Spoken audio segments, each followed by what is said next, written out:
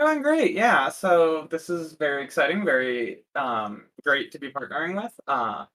I'm NHoff or NAHoff on Twitch. I am one of the admins of the Girls at PvP server, uh, and just very, very excited to be casting and covering this tournament along with AJ. And again, a big thank you to Steve for having this idea and helping coordinate this with us. I think it's been going to be a great experience. I'll admit it's been a hell of a ride to get up here to this point. It's been a quick rise. But I'm guessing a lot more people don't know who I am compared to Hoff. So, what's up? I'm FinalBossAJ. I am the reigning GirlsThatPvP Mega Champion after going 6-0 in Brawler. So, that's why I'm here instead of in the practice. Just, to let the girls, get their shots in before they have to come at me, because I am the final boss, and this is my turf after all. As the Queen of Ice, Glacial plays to my strengths. So, I know everyone's gonna be gunning for me. I'm happy to see what they bring to the table, because I know all these girls have a lot of fight in them, and I'm just excited to be able to watch and comment. This plays to my heart and plays to my roots, my sports journalism roots. So, Steve, I'm seeing that you might be muted from the comments. Do we have a counter? Do we have a mute counter? Yeah, so just looking at these two teams, there's some interesting picks. I don't think I've seen Glalie much mentioned at all in this tournament. And I know from talking with Netta in the past and like shopping meta ideas about metas, like that she's a big fan of that Pokemon, so it might be interesting to see whether it gets used against Redspa's team. I can see obviously the Zweilous would be tough, or would be good for it. Zweilous would be tough against it. I think it also has Shadow Ball, just similarly to Frostlass, so that might be interesting versus Hypno. But here we are. Yeah, like Glalie does not get the attention that its more attractive evolution partner gets in Frostlass. Usually the stab on Shadow Ball is the draw. The only real difference between the two. Redspa catches on Milotic. We're in the battle now. Oh Jesus. we're off to a fine start. Yeah. So I'm curious. I mean, I suppose Milotic is quite a bit bulkier than Almar, so that makes sense for the cat. Shields the crunch. For Milotic, gonna get that defense drop. Yeah, I mean, you need it on Milotic just so you just don't get pressured by this Dragon Tail Surf combo. That really is Milotic's bread and butter here. But Drapion's so spammy. I don't think Freddy's going to be able to keep the shields up long enough to keep this Milotic in the game. Yeah, and brings in the Whiscash, which I think was the reason for the swap in the first place, was lining up this Whiscash on Drapion is just a really good position to farm up some energy and take it into the back. If we look at, like, Netta's team, there isn't really a clear answer for this Whiscash, and that's kind of the case throughout this meta. It's why Abomasnow is so good, is we look at both of these teams, and there's 3 water types on each. Yeah, and Whiscash really lines up well against Netta's non-ice or non-water types as well, with Drapion and Alolan Sandslash both being very vulnerable to the spammy catfish. There's Glalie. Yeah. There was Glalie. Like we cut out recording for a second, but here we are. We're back. And Mud Bomb. Just in time for a Mud Bomb. Just in time, and it's interesting. Glalie does have quite a bit of bulk to it, comparatively, but it is going to have to fear the potential superpower from Malamar. I'm interested to see, like, the big difference between Glalie and Frostlass is Glalie has Gyro Ball, which, I mean, there's not a lot of steel coverage in this meta. I mean, we see the Avalanche there, but...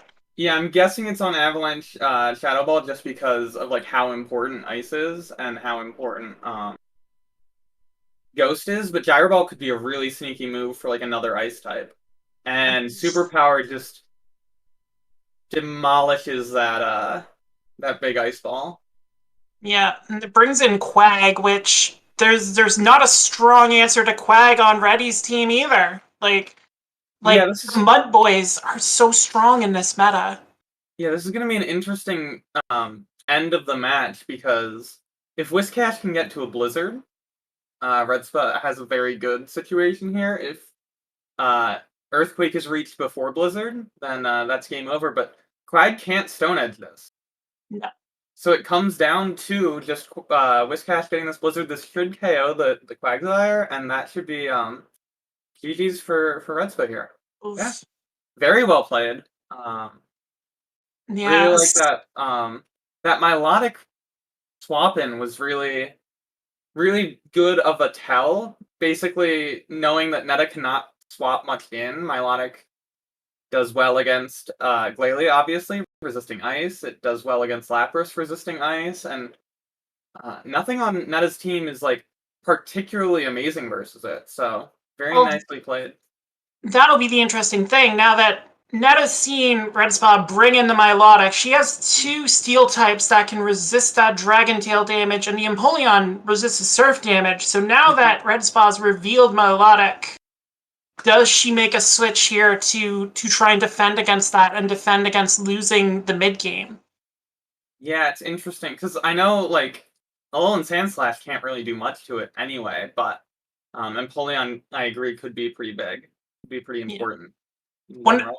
One of the things we saw in some practices going up to this, Empoleon could be a big factor in this entire cup. I think I saw one stat that like 70% of it had like a 70% win rate in some practices. That would not surprise me terribly. Looks like we had an Era 6 situation. You think the more things change, the more they stay the same with with battling A. Yeah, I like Empoleon a lot in this meta. Going through like doing a lot of pre-analysis. It's interesting because depending on IVs, like versus Redspa's team, it doesn't really have a super hard counter. Zweilous does well enough against it, but like with this was important in Fusion Cup, but with a certain IV spread, you can win the ones versus Whiscash if they don't time their mud bombs correctly. So like even that's not really cut and dry. If the Hypno's on Thunder Punch, it can get interesting. So on. Well, and the other thing Empoleon has for it is that Drill Peck, which if Abomasnow shows up a lot on a lot of teams, having Drill Peck to deal with Abomasnow is going to be huge as well, since it does double resist ice and it takes neutral from that energy ball. Absolutely. Absolutely, and that's something that I've had quite a few altercations with Abomasnow with Rainy Cast form is sometimes they just throw Weather Ball and it's not great. So we see that in Empoleon. There it is. And Shadow Celio. That's a terrible matchup for Celio, though. It's got nothing for this Penguin. Yeah. And if we look in the back, we do have Milotic, again. But and Whiscash, and it would be great to line up Whiscash here, but I'm not sure that that Redspa necessarily wants to give up that alignment. So no, and Drill Peck's still gonna hit that Celio for neutral. The safe swap Milotic is in. But again, this Empoleon just has so many resistances with that Water Steel typing, and like you said, I don't know how Redspa's going to be able to get Whiscash on this thing. Yeah. And there's Drapion again. So the Drapion comes in, and this is kind of the answer or the opportunity that Redspa needs, is being able to farm this down with Whiscash, like getting Whiscash on this Drapion, and then getting it in a position where it can then do something to the Empoleon is huge. Or whatever the third mon Netta shows, be it the Quagsire again, or if Glalie makes another appearance. Yeah, it's interesting because the team that Netta's comped is quite weak to Whiscash to begin with. A Whiscash lead would be very difficult, so I'm guessing it's something like Lapras, Glalie. I don't suspect a Alolan Sandslash in the third. No. I guess is the very quick and easy way of surmising that. Yeah.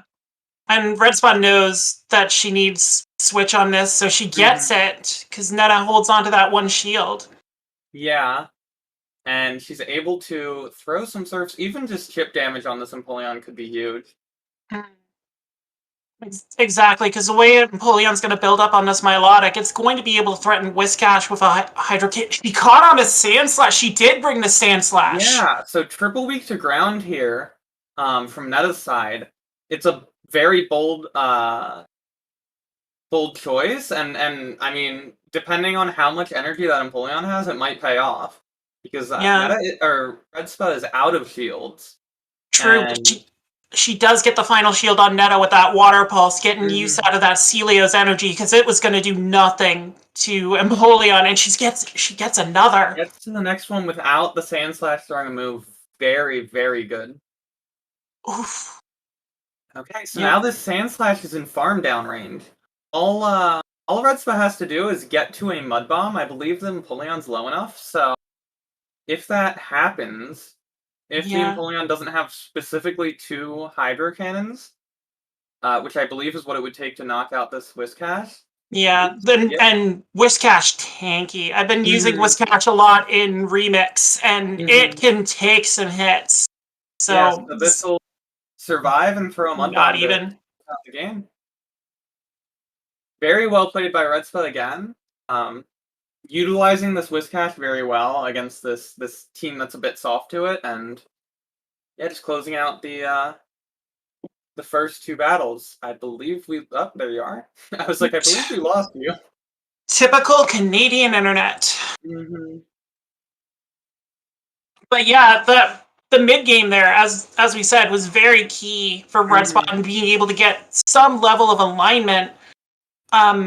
I mean, obviously we couldn't know that Whiscash was just going to be good against everything that Netta Art was bringing in that particular matchup, but just being able to pivot, reset, find a home for all that energy that was built on Shadow Celio was very well managed on her side. Yeah, it's really selling me on Milotic. I can talk more about Milotic after this, but I really love that pick here. We see Malamar into Drapion. Double Dark. This is interesting. Just, this, I would think, watching both these battlers build up some energy, you kind of like Netta's chances in this opening matchup, as long as, you know, Red Spot manages their energy trying to threaten this thing. That we do see the superpower. That is what Red Spot has to do to threaten this Drapion. Yeah, so because of that, because of really any instance where you're shielding the first crunch, is a big tell that you're on the back foot. So not the most favorable lead for Red Spot for sure. And then Sludge Bomb hurts. Yes, and then Lapras. Honestly, this feels like from Netta just an attempt to maintain alignment, because Celio quite likes this matchup. Being able to deal regular body slams, neutral body slams, and Lapras having to go all the way up to a Skull Bash to deal neutral damage. But given how low the Celio was already, this is a pretty clear, like, I want to maintain alignment from Netta Art. True, and this way Lapras doesn't have to worry about getting superpowered either, so knowing that the Celio doesn't really have anything that can threaten Lapras, it's good use out of our favorite fairy Pokemon. Favorite fairy? Fairy, Ferry, Hoff. Oh, fairy! Oh, you're right, of course. The Lapras that takes you across the water. How could I be so foolish? I was like, there's no fairies in this There are no fairies here. And A9. Oh wait, no, Galarian Rapidash. Does anyone have it on their team? Not to do that in the middle of a matchup, but here we are again not with a practice set. No. Whiscash into the Lapras. So this is just a call from Reddy again, saying, hey, I know you have Drapion in the lead.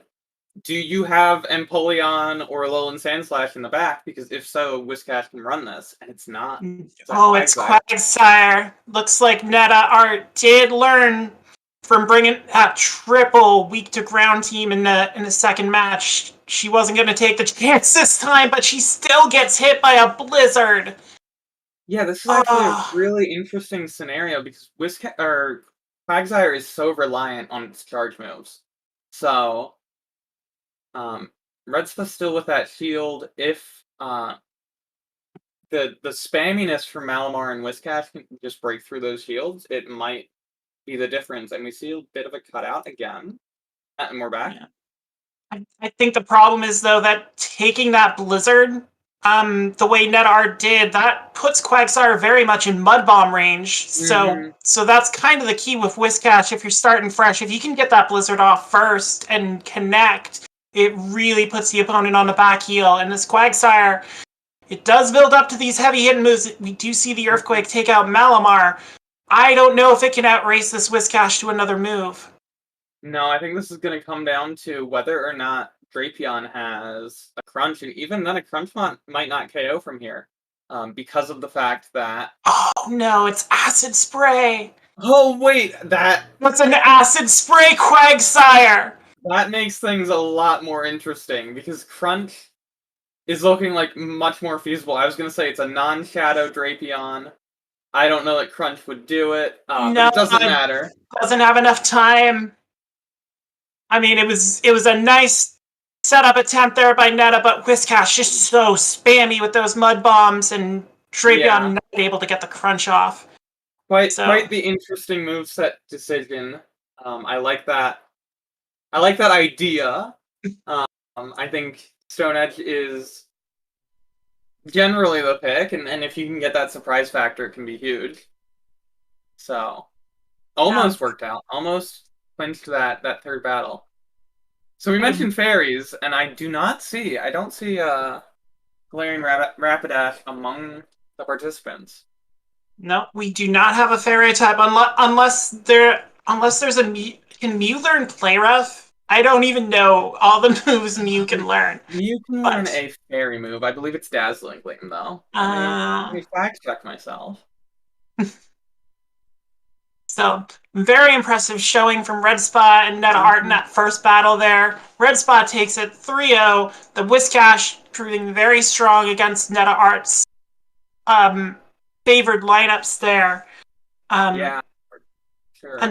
And like we said, Mud Boys are going to play a big part in this meta, and just being able to deal with Empoleon and being able to deal with poison types, because we've seen poison be so prevalent since the Season 9 update, when all those buffs to deal with the fairy type. There's the fairy type. There's the influence on this cup. Fairy made poison strong, now you gotta deal with poison. No, absolutely. Yeah. So I like that melodic quite a bit. So, just recently, Go Stadium, we put out our like team guide for the Glacial Cup, and Milotic was a very interesting pick to me. It's got that dragon tail, so it's kind of in the anti-Zweilous role, and then it's also a water type. We were looking at things that learn dragon moves that aren't dragons, because that's historically how you deal with dragons outside of resistances. So Gyarados was a big pick, but Gyarados wasn't resisting ice, and Gyarados does resist, other things, flying. But there's no counter in the meta. There's no counter users. I don't accept Alakazam as consideration. Or Haxorus, I believe is the other one. If you have found a Great League Haxorus, please tell me how you did it. Please show me. And then Milotic just seems a lot cooler because of that. We did see NetArt with that Lapras. We only saw Surf. It might have been packing Dragon Pulse for all we know.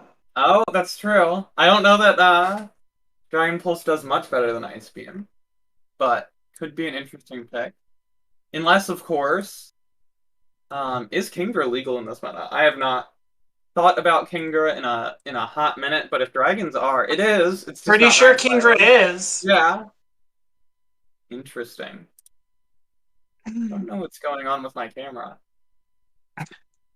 Can't handle you. My display of it looks fine. Interesting. Oh, we're back. I don't know. I just assume if something goes wrong with the camera, that's just me breaking it, just overwhelming it. But yeah, and one thing about that matchup, we didn't see Shadow Hypno make an appearance, and as ubiquitous as Hypno's become in Silph, just with the coverage options, the move options it offers, you'd think Hypno would have a bigger role to play in this, but with all the dark types are popping up, we see Zweilous being a very popular pick so far. We've seen Drapion. No one's brought in Skuntank, but we've seen a couple Malamars. We see an Alolan Muck on the docket today. There's just so many dark types that Hypno does not have an answer for, that I wonder if that's going to affect how people approach this going forward. Like if Hypno just gets left on the bench. Absolutely. I mean, if we look at that match in particular, Meta brought Drapion all 3 battles, brought a Steel type, I believe, all 3 battles, whether it was Empoleon or Alolan Sandslash, and then brought Glalie in the first battle, which even has that Shadow Ball, potentially. Yeah. So okay. I mean, can everyone hear me now? Because I think this very well may be the first time that my voice is coming through on the stream. Because it turns out that so first off, when we started the stream, I was, Hoff and AJ could hear me, but the stream couldn't hear me. And then when we came back here, it turns out I've been muted the whole time. So no one could hear me at all. Counter 2! It's a really big 2. So, we're like, what is it? 24 minutes in now. And I'm no longer silenced, hopefully. So if someone in chat could just confirm that I exist, that would be helpful, I think. I was gonna say, Steve's been so quiet and just letting us go off, like so polite. Thank you, everyone. I'm here. But I mean, as is important, this isn't my show at all. I'm just hanging out in the background. It may be youtube.com/PvP Steve, but it is very much a Girls That PvP tournament out here. But just for the record, actually we can scroll back up just to re-see the bracket, because I think we're closing out round 1. Almost. Believe we still have 1 matchup left, but it looks like top seeds are holding serve. All 5 of our top 5 battlers won their opening matches.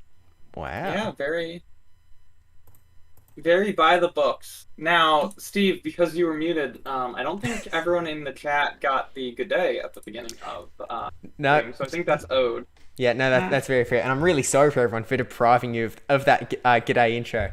So, I think this is probably the first time it's ever taken 25 minutes for it to appear. But g'day, battlers.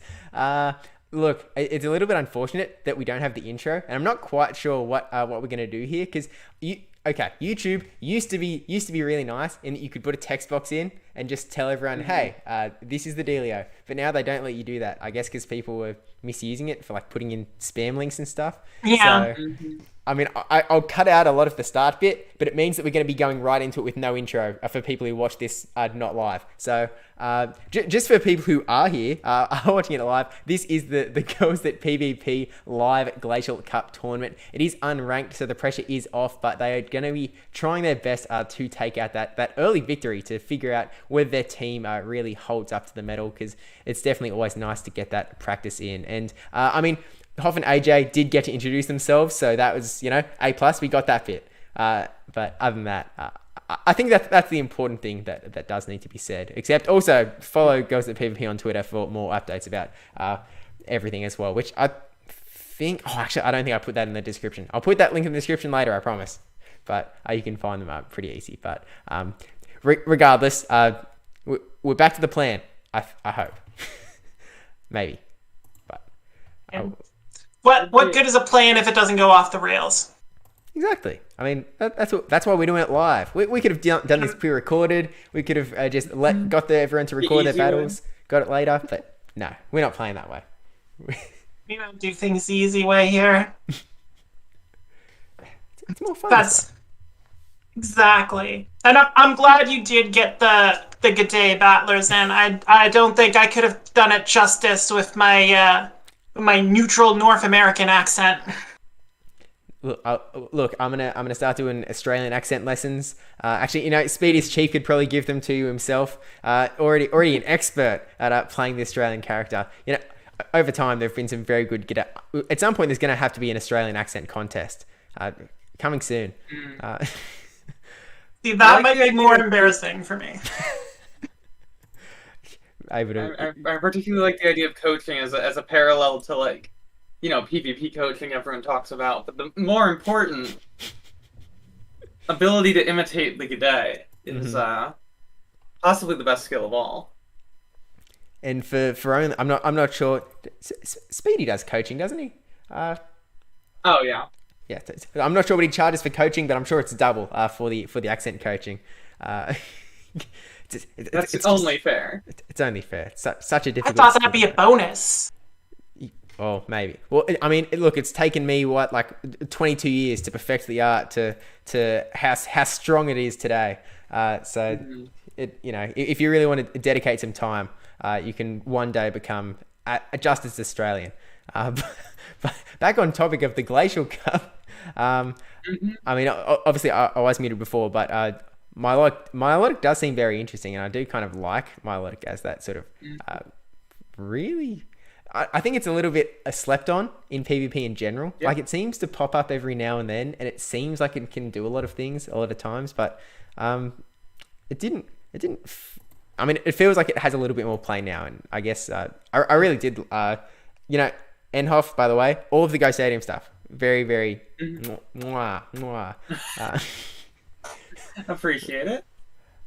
We can probably stick that in the description as well, because why not? The description is for everything.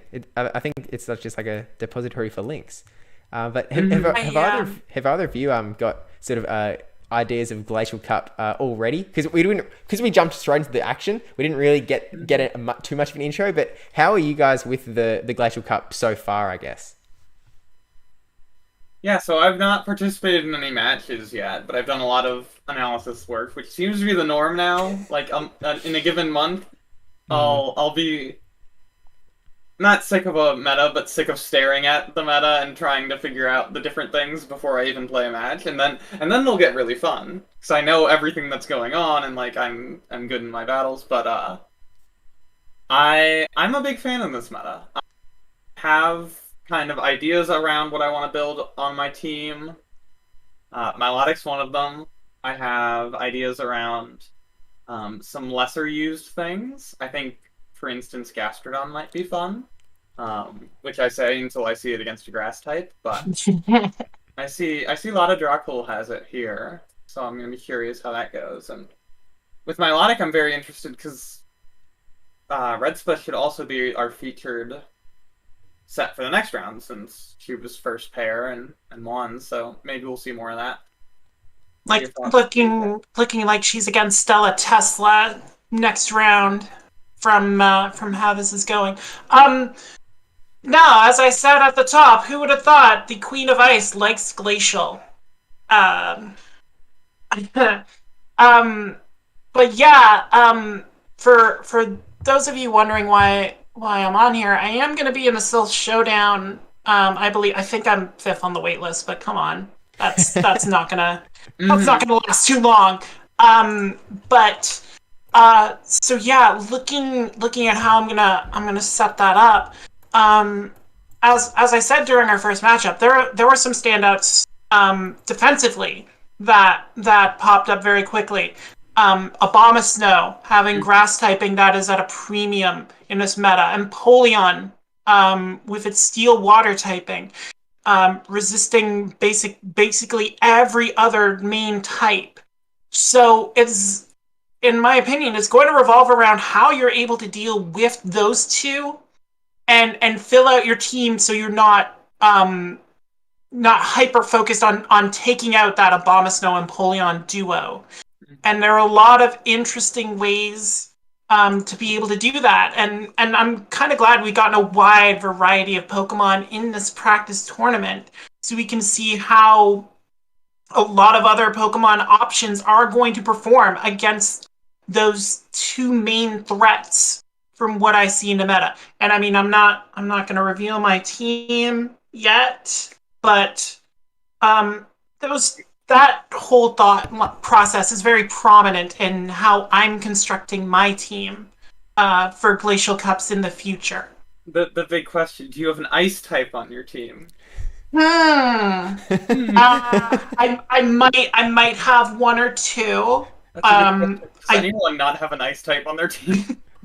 I mean, I did do the monotype tournament in Go Stadium. I was the only person using Ice, so I have quite an array of Ice types to choose from. But yeah, I know I just said Empoleon's going to be a big factor. Abomasnow, Zweilous. Obviously, Zweilous is everywhere. It's the successful battlers in this cup are going to be able to handle those three mons efficiently, and then have the options on their team to be able to fan out and be prepared for these off meta picks and that we're seeing, like an Alolan Raichu, which hasn't gotten a lot of mention, but it is the viable electric type unless you have 300 Chinchou XL candies, which, good on you. I have them, I just don't have the hundo. But no, it's true, and it's very interesting that you point out, like, Zweilous, Empoleon, Abomasnow, like, what the Silph meta team has done by effectively banning counter, and I'm going to continue to ignore Alakazam and Haxorus, is this meta is very soft to fighters, and that's caused things like Malamar, things like Barbaracle, which has Cross-Chop, which is a relatively mediocre fighting move, but because of how soft this meta is to it, we're seeing it come out and play, and it's a mon that you wouldn't see in 9 out of 10 limited metas that it's included in, but we're seeing it here because fighting's very good, and also Brock's very good versus all this ice. So those kind of central meta Pokemon have created a kind of playground for some more wild picks. Poliwrath as well, a rare fighter in this meta. Just it's dynamic punch, so it's not really your first choice of fighting moves, but the fact that it has it might make it more attractive as we get later into the tournament. Obviously, it has that weakness to psychic types that Malamar and Barbaracle don't really have, but it would be an interesting spice pick if people really want to get that fighting coverage in there, because we've seen a lot of steel, a lot of ice. It can resist water. Poliwrath does have a lot of interesting matchups going forward.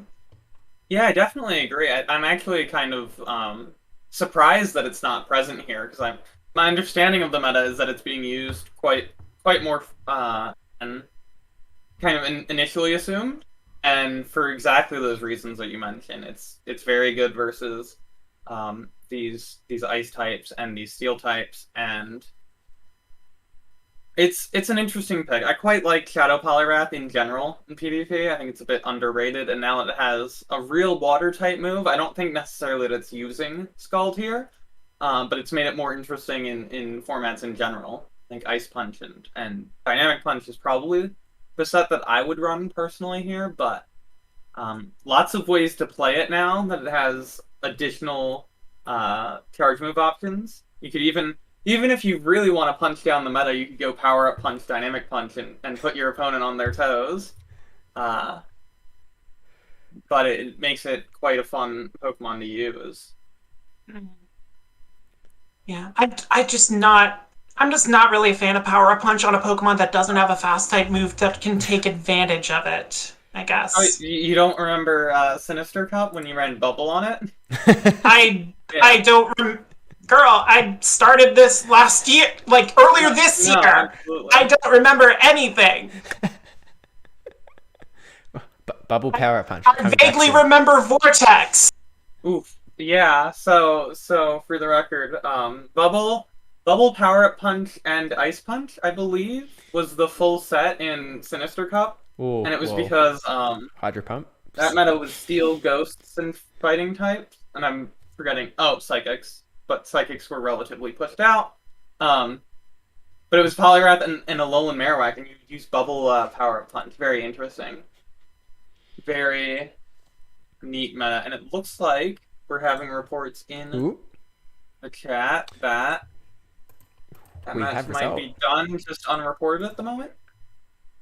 Oh, there we go. Yep, it's coming Slowly in. but surely. Dun, dun, Yeah. dun. Off the presses. Looks like our final matchup between Emma 5 Cents and Lada Dracula has ended in a win for Emma.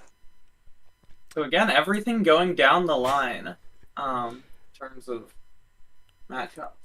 Yeah, number 1 seed taking it out in 6 out of 6 with also a really clean with we just watched a Red Spa take out that 3-0 against Net Art, and every other match has gone 2-1, which means I think we might be seeing some pretty tight matchups, especially as this sort of stream goes on. I mean, the way that the Swiss bracket's obviously set up, that you get stronger and stronger matchups as the more, you're putting people who've won 1 round against each other, people who've won 2 rounds against each other, 3 rounds going into that final as well. But I mean, as AJ sort of said before, once we get this second round started, it's sort of likely how the matchup making sort of works that we're going to be seeing that Red Spa versus Stellar Tesla in this round 2. So while I'm just going to spam the refresh button because, we do indeed have that Red Spa versus Stellar Tesla matchup. So we can actually hop straight over and take a look at the teams. Well, I'm actually going to disappear. So actually, I'll pass it over to the two of you to take a look at Stellar and Red Spar's teams, see what you think. And I'm saying right now there is going to be a little bit of an interesting one over there on Stellar's side. But good luck, have fun. Listen, Spirit. Yeah. Oh. Well, we see a very heavy water presence on Stella Tesla's team with Seismitoad serving as her mud boy, and then Rainy Castform and Mantine making this water heavy, and then Abomasnow, Alolan Slash, Zwilist, very, very popular picks. Hoff, I know you are a mud boy connoisseur. What's your call with going Seismitoad here instead of like Whiscash or Quagsire?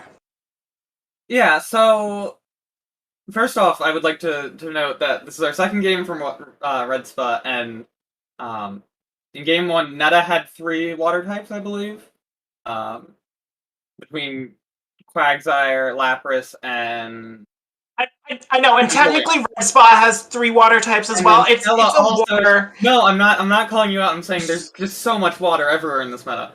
Seismitoad in particular has a bait move to a degree that no other water ground in this meta has, because it has Muddy Water, which is only 35 energy. I'm not a fan of using Muddy Water, but it is a very quick bait. The only other Pokemon that would have that is Swampert, which is banned. It does have that debuff chance too, yeah, Muddy Water. Which can flip matchups, and then Earth Power I like quite a bit more than Mud Bomb from Whiscash, and I like it quite a bit more than Earthquake from Quagsire.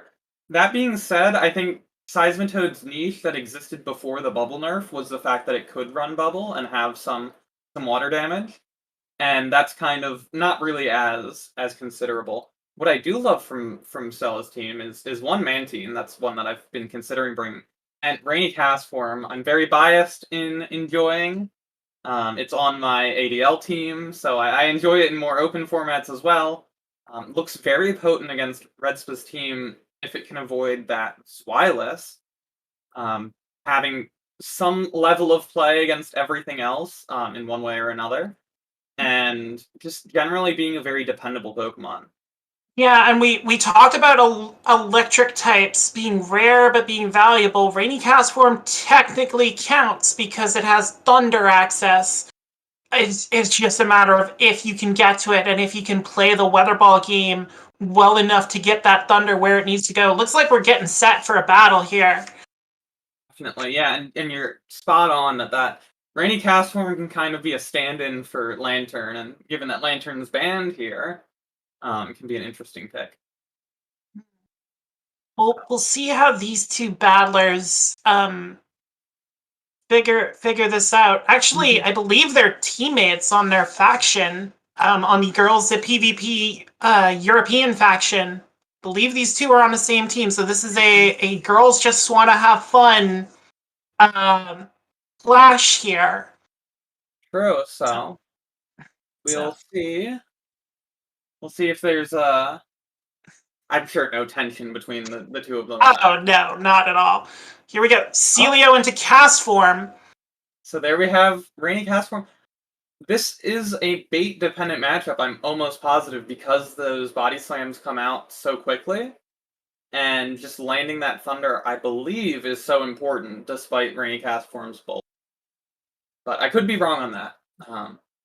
But well, I mean, Celio has the advantage in that it doesn't have to bait. It can just spam body slams at that teardrop.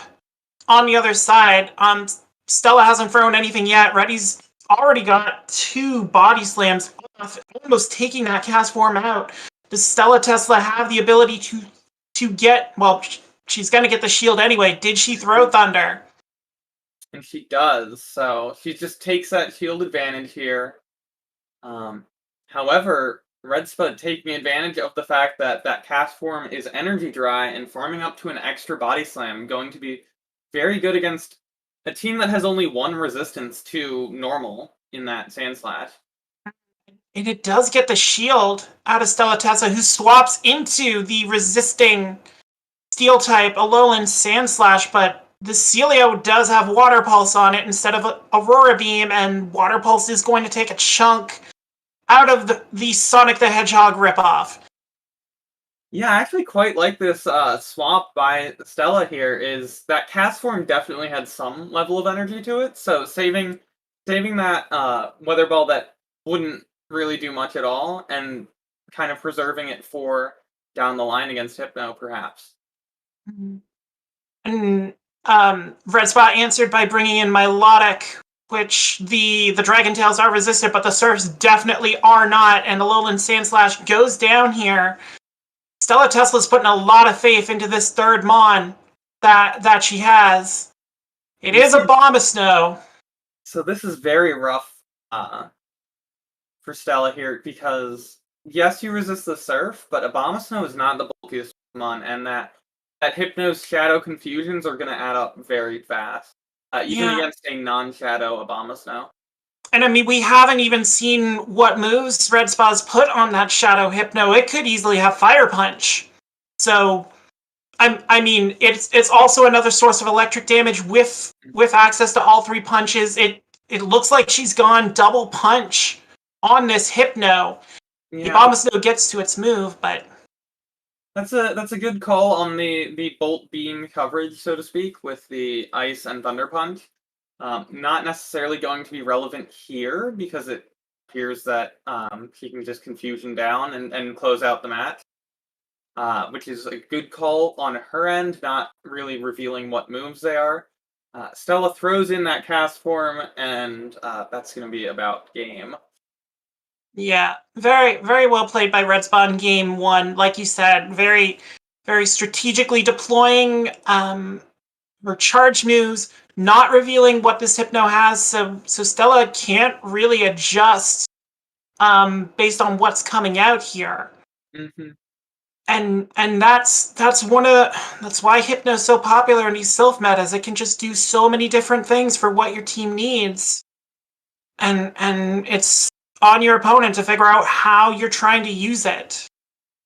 Yeah, without question, it's the combination of its versatility and just the fast end charge move pressure it puts on is really unmatched in a lot of these limited formats, which is why it keeps being a recurring name in them.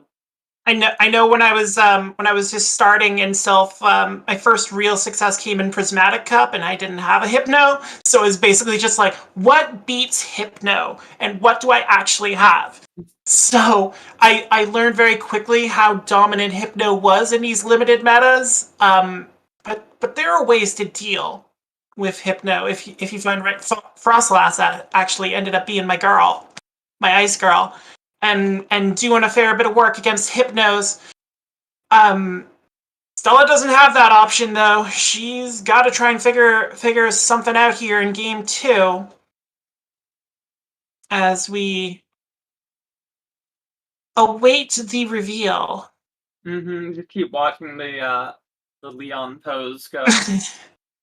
Oh my god. Very fun seeing it in every single raid that I participate in.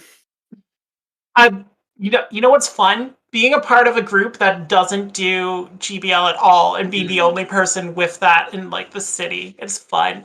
Hypno on Sandslash. It's quite the good lead for Stella from our point of view that the Hypno does not have Fire Punch. Yeah, and this is why I wondered if Red Spa would put Fire Punch on this Hypno.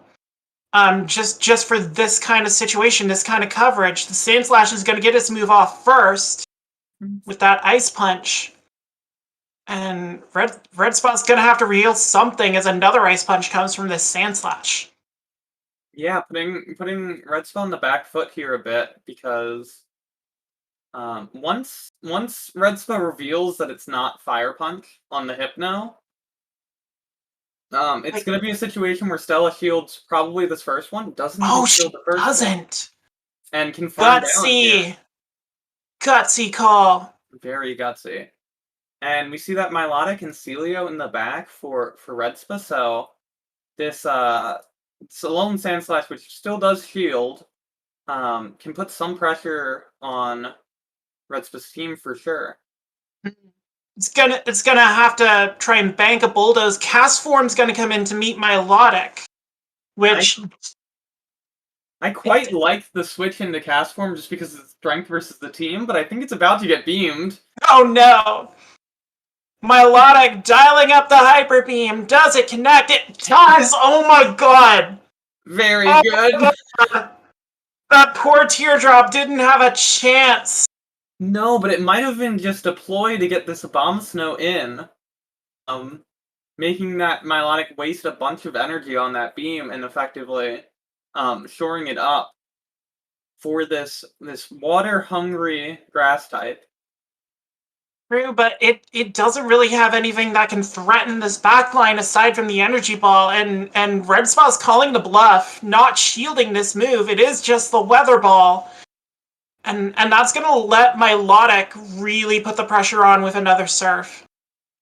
Yeah, it's definitely looking more and more dire because of, again, Milotic dealing dragon damage rather than water damage, and the fact that Redspa still has 2 shields, and I don't know that she's even going to shield this move. She does. She does. It is another weather ball. I thought it was a nice catch, honestly. Yeah, no, I thought that would be a purposeful non-bait, but Redspa also has shields to burn, and no reason to conserve them, so... Yeah, there's the energy ball from the Obama Snow. It comes a little too late as Redspa is able to shield it up. The Sandslash is going to get its move off. It's probably Bulldoze, but that's not going to be nearly enough to take down the bulky Seal. Oh, it's Gyro Ball. Gyro Ball, and it's just not enough. The Sandslash does not have enough energy, and this Water Pulse certainly going to do enough. The Body Slam probably would have done enough, and just making sure, in this instance where the Sandslash doesn't really have a chance of closing it out, to get the win. Very well played by Redspa there. Yeah, just very, very well managed. A tough lead too.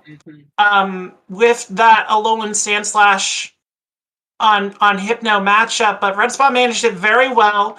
They did reveal the Thunder Punch, did not reveal the other punch, and I'm wondering if I can't blame Stella for not shielding that Hyper Beam. She already invested the 1 shield in Sandslash, but that was a fair amount of energy that was lost on that cast form. That you have to wonder if it might have been necessary to protect it, just to make that end game a little more palatable for Abomasnow.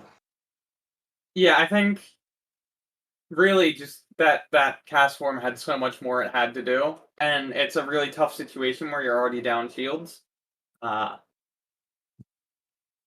Given the lead that you had to shield the Thunder Punch, it's a tough position, and really props to RedSpa for putting Stella in that position because it was very well played. There are so many high quality battlers in the Girls at PvP community. We're seeing a fine display in our first two matches from RedSpa, who I did beat in the Mega and our lobby tournament, so Just had to get that in there, didn't you? I can't show people how good I am as a battler on this stream, so I just have to use examples. Naturally. Anyway, okay. Celio on Sandslash, that's still very favorable for Sandslash, even with the Water Pulse now known as its move. Water Pulse isn't exactly the best move, and the fact that that Stella has shown that Gyro Ball much better, I believe, versus the ice waters than Bulldoze because it gets that stab, and neither move's exceptional, but stab plus mediocre move's a little better than stab plus terrible move. Yeah, the Alolan Sandslash Drill Red. Gyro Ball connects though. That's not bad. Very nice, yes. Drill Run would be very nice. I would be before that. So we see, does RedSpa shield the second Gyro Ball? And she does. Yeah. Kind of necessary. She doesn't want to get in a hole with that backline not being able to put any fast move pressure on Alolan Sandslash. The Body Slam not going to be enough. Okay, and she does force either the second shield or, if this is the Gyro Ball, a feint from, but it is just the Ice Punch. Okay. From RedSpa, and RedSpa comes out of this with 2 Body Slams stored. So much energy. And Ring comes in relatively bulky, so interesting whether or not these get shielded. I don't think Stella Tesla lets the first one go, which makes sense. I mean, the Celios doesn't have anything that can really threaten Rainy Cast Form, so you might as well shield up. She's just going to get all this farm back. Her Body Slam from this Celio, though, might force a shield. Yeah, that's so big of a swing in this. And yes, we see the third shield get used. That is a brutal shield to give up. Like I get going for the farm. You needed all the energy you can get on this teardrop, but that you needed to save that. The Weather Ball does hit Hypno, but it just not able to do much else before those confusions take it out, and Abomasnow's back in. Yeah, this will be an interesting situation because I'm not sure the Milotic does have Hyper Beam, but it's so slow to get there that really you need Weather Ball and 2 Energy Balls if you were this Abomasnow, and I don't know that it will be fainted before it gets to that. It's going quite low to these Shadow Confusions. Yeah, it does have to use its final shield on a second Ice Punch, which was finally revealed. See what Stella does here. If it's a bait or... No, it goes right for the Energy Ball, and that's huge. She needed that one to hit. Definitely. And she lets the Weather Ball go through, which... I'm not sure she's just going to go for the Confusion down with the shield, yeah. Yeah, Hypno's so oppressive. Especially Shadow Hypno with the Confusion, and RedSpa, her second sweep of the tournament. Looking quite dominant.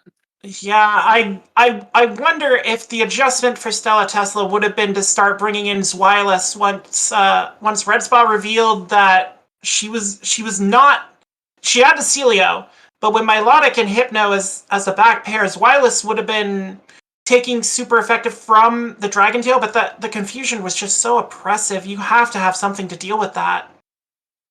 Yeah, I think it was just very tough alignment because the Zweilous had to line up or the Alolan Sandslash, and Redspo was just able to, through whatever means, get things flipped around to a favorable position for those. So Red Spot does take it. Our top two seeds both victorious. Your ADL compatriot, all aflutter, taking a 2-1 decision over Sushi Must Write. So our top seeds are holding serve so far in this tournament. Yeah, all Flutter opting for the standard Hypno, which actually we see, I think, more frequently than the Shadow in this tournament. Very interesting. Obviously very bulky, but very interesting picks. Especially with not a lot of dark fast move pressure or ghost fast move pressure. It allows Hypno to use that bulk a little better. And, you know, if you manage your shields, it's really, really tough to deal with. Yeah, that's a really good point in terms of moves and type dynamics. Is Zweilous, Malamar, the dark poisons, so Drapion and Alolan Mach and Skuntank, most of them, especially even after the Poison Jab buff, even Alolan Mach isn't really opting for Snarl. So we don't really see dark type fast move pressure. Mew is obviously, we see some Shadow Claw damage from there, but that's about it. Our big ghost is Frostlass and often opts for Powder Snow over Hex, so it's an interesting dynamic that's created. Yeah. And that is interesting given how high shout out to PV Poke. If you look at the rankings that he has for the Glacial Cup, Mew's number 3, but it's with a Shadow Claw, Flame Charge, Wild Charge moveset. I think a lot of that is because of the Wild Charge, you know, just being such a good move. But you know, with the Rocket Frustration event just happening, how many TMs do people have on hand to be able to get Mew to that optimal set for this tournament? Like we said, we've seen a couple people invest in it, and that might be the answer to a Hypno, to you know, a lot of like Empoleon, obviously do neutral to Empoleon, and then being able to threaten with Wild Charge. Some of these Metamons that we talked about, Mew, again, another Swiss Army knife of a Pokemon, just able to cover so many things that until you reveal that moveset in battle, your opponent has to keep wondering and keep in the back of mind. Yeah, definitely, and I also feel that Frustration Event Crunch. I have the double whammy of I also drafted Hypno in ADL, so every given week I'm spending 5 or 6 elite TM, or not elite TMs, charge TMs if I'm lucky, trying to get the move set up, and yeah, I could easily see that as like an actual factor on Mew, because I agree, it does look very strong in PV Poke settings. I personally really like that it can bring Dragon Claw as well. We mentioned earlier, like Milotic bringing non-dragon type dragon damage is very nice. So Dragon Claw could be really nice as an option. As well as Dragon Tail, I know is an option that Mew has. I don't necessarily know if it's the right option, but could be a very interesting fast move choice. Similar to, or literally the same as Milotic. Let's see. We are getting some other results in here. Neta Art bounced back from being swept in the first round by taking out Kaireki 2-1. Mel Good 711, great TO in the community. Sweeps out Bowling Bacon, and Lada Dracul beats Arya Bacon 2-1. So we are one matchup away from round 3 here. And we've ended the reign. The top seed has gone down. Oh, that's true. That is true. Arya, my teammate in Gym Breakers, Arya Bacon, is the first upper one to go down. Not a slight to her skill at all. She's been a wonderful teammate in Gym Breakers. And a pair of 2-1 losses, I mean, that's nothing to be ashamed of. Absolutely. And yes, I got a comment pretty soon after. Volt switch on Mew also with all this water. It could be a very interesting possibility. We see, we mentioned earlier that Melgood, I believe Mazer Melgood now, right? Mazer Melgood has that Alolan Raichu, which yeah, that electric damage can be quite useful. Because I started mentioning Dragon Tail Mew, Mew does learn Surf, Hyper Beam, and Blizzard, so you could run a complete copycat moveset of Milotic. This isn't a Mew, it's a Ditto that's transformed into Milotic. Just to mess with people. If you love the Pokemon enough, you can run it twice. Just, no stab on Surf kind of hurts. It would be really funny. My world is opening apart with the fact that Mew can just be used as a second any Pokemon. It is just pure. Oh my gosh, this is a new world. I need more TMs. If you don't mind psychic typing, it can just. I mean, the fun thing is, I'm pretty sure in the main series it learns Transform, so it's even it's even canon. It's even as intended. Oh my gosh, that's wrong. This shouldn't happen. This can be. You could run it with Volt Switch, Wild Charge, and Psychic, and you could pretend that it's an Alolan Raichu. It's Grass Knot too. You can put Grass Knot on it. Oh, that's so versatile. Everyone's focused on what's probably the right move sets, what's probably the more viable move sets. But have you considered how wacky you can get with everything? Have you considered Milotic? Yeah, Milotic. Right, Mew. Very good. Oh dear. Oh my god. That's the fun of this sort of thing, isn't it? Absolutely. I wish I had more Mews as well. My original Mew is up in Ultra League, never to be seen again. But if I just had more Mews, I could have more Mew sets all at the same time. So here's the thing. When I got original Mew, I was not in PvP at all. I had no idea about any of this. But I raised it up and it got to like $14.99. And I'm like, oh, that's cool. And then when I started doing GBL, I'm like, all right, I will power up this Mew. So when Shiny Mew comes around, I'm like, oh yes, I can get a second good one and not have to spend as many TMs. No, it goes to 1502 and 2501. So when we gonna get these IV edits? I would also echo that. I've my original Mew is 1466 is its CP. I was so excited for the second one. My second one goes to 1463. I would just like one that I don't feel bad about. I mean, I use them plenty. I used it in regionals in season 3 for the Venture Cup. Mew was quite a big player and very much enjoyed using it, but CP is a little bit scary to look at. Yeah, I remember Venture Cup, that Mew DD core just kind of decking things. I went double fish though, so Double fish. Double fish. I had Lantern and a Loma Mola on my side. That's pretty. Anytime a Loma Mola comes out, it's a good time. And then a Mola Mola is eligible for this cup, by the way. So. Oh no, you're making me think things. I'm like, oh, that would be really good against, the steel types for the most part. Dare I make you think things? Yeah, against the ice waters, potentially. I need to look at Sims now. Resists all the ice waters, takes down mud boys with ease, has psychic for the poison types. Yeah, it's so slow. Hiya. Very interesting Hiya. around. Yeah, oh yeah, the flipping back and forth. Very, very, very easy to count moves with that one. It's like an on-off switch.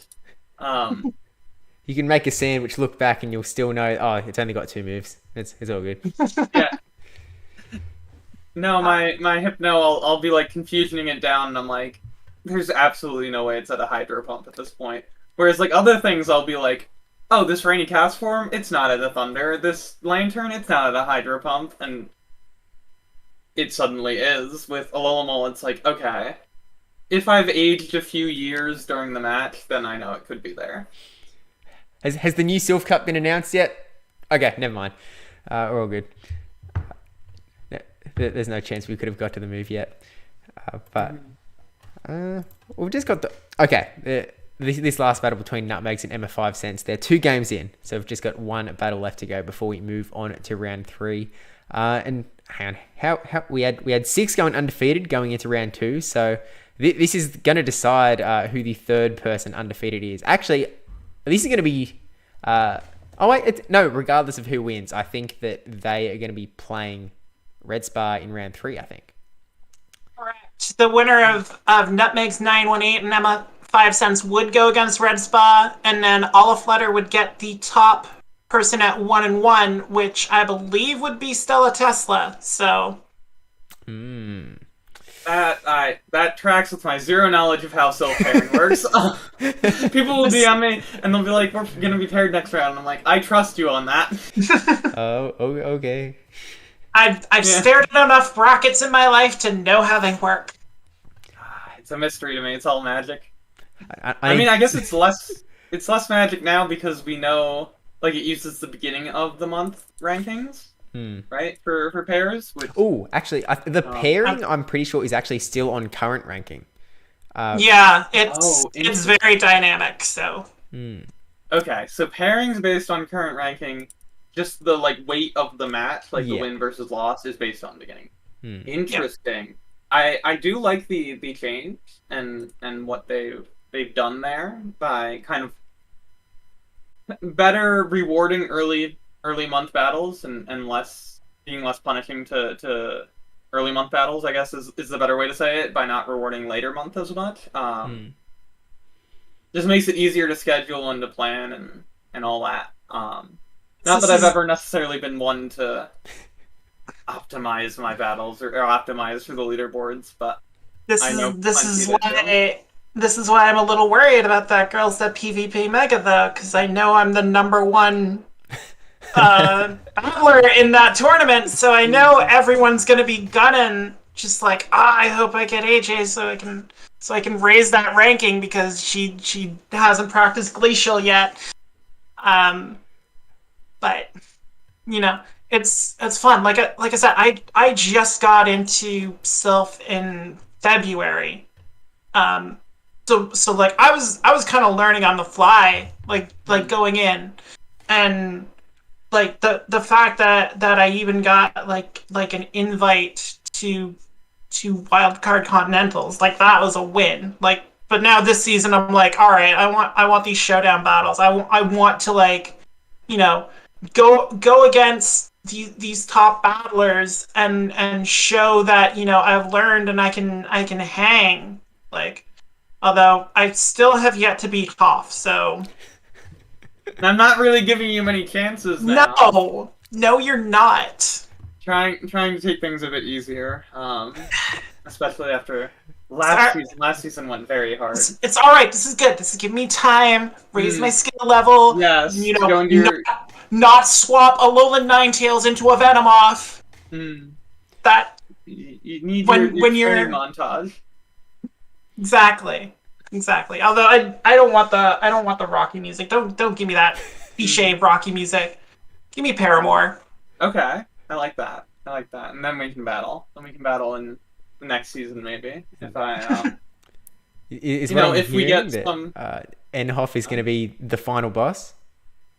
Oh, potentially. It's true. I only wear the moniker. We all know who the final boss is. No, I would love, and this is an idealistic, vision of the future, but where in-person events are more reasonable, possibly next year, and we can have the idea of a mega tourney even in our mind, which, knock on wood, everything. being very, very lenient with it and saying year or more in advance, but would be very great to have a final boss situation. Yeah. I mean, Something like that. That original plan was that we'd be seeing a little bit of a test run of live tournaments in January, which seems like it was sort of set to go ahead in Silph, but I'm a little bit wary about whether those plans might change with the brand new variant hitting the scene, which is very unfortunate. I'm not happy to see it at all. Definitely agree, but we'll see. We'll see how things progress through the next year plus, and yeah. I mean, I've never actually done a live tournament, so I'm not sure how well my skills would transfer when people actually have to look at my face. But, it's easy. Just stare them down the whole time. No, I recall. Okay, so we had brajSF versus Nutmegs there, which I believe AJ mentioned. No, but the best memories I have in Silph, someone was asking me what I would lead in, I want to say, Fusion Cup, and I said I'm leading Alolan Marowak because he asked me, and I was leading Alolan Marowak because it was really good against his team. And he was like, okay, and he led a grass type, and I was like, I'm not lying. Won the lead, won the match. But it's like that attempt at mind games that can just be very interesting. I mean, you can almost do that a little bit in online as well. I know. I think it was Arrow who was talking about the fact that Arrow likes to ask people to join a call with him just so we can psych them out vocally doing the same thing. And it's like I faced Rise to Occasion for the first time in a Go Stadium tournament, and I kind of did the same thing, and just like, a long time first time, I learned a lot from watching your videos, I know I'm gonna get creamed, and he's just like, just no, you're not gonna get creamed. I'm like, shoot, you know this strategy, okay.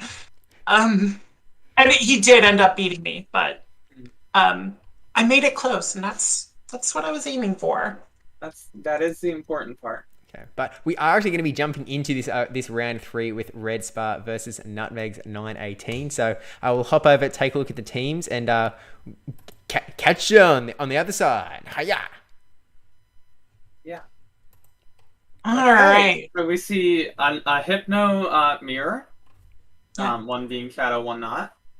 And I believe this is our first Frostlass on the stream. My darling.